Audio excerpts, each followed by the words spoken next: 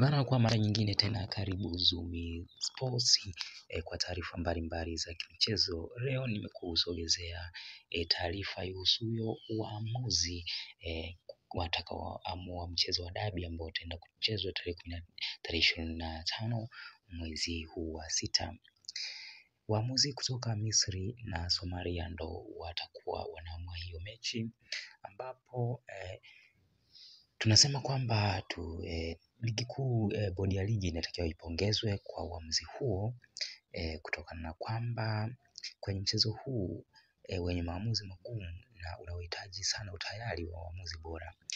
Tukimtazama mwamuzi mmoja mmoja kati ya hawa waamuzi ni kwamba tukimtazama mwamuzi wa kati, huyu ndiye alitakiwa kuchezesha mechi ya Stellenbosch versus Simba kule Afrika Kusini. Baadaye akapata majeraha na kuondolewa, ndio akaingia yule jamaa wa Wei Kichwani.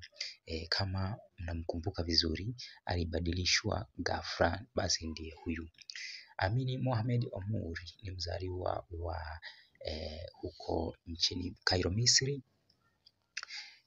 Alianza uamuzi rasmi wa ligi kuu Misri mwaka 2013 na alikuja kupata beji ya FIFA mwaka 2017, na amekuwa miongoni mwa waamuzi bora barani Afrika na Misri, akifahamika kwa msimamo bayana na uaminifu wa kazi yake.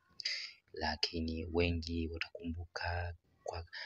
wanamkumbuka kwa kadi nyekundu ya Grant Kekana mwaka jana kwenye AFCON katika mchezo wa Nigeria na South Africa.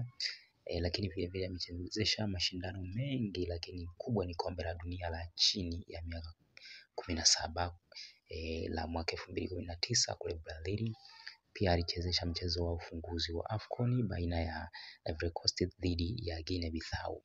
Hii itakuwa ni mechi nyingine kwake kuchezesha Simba, kwani alikuwa mwamuzi wakati Simba ikipoteza bao moja dhidi ya Horoya mwaka 2023 katika makundi.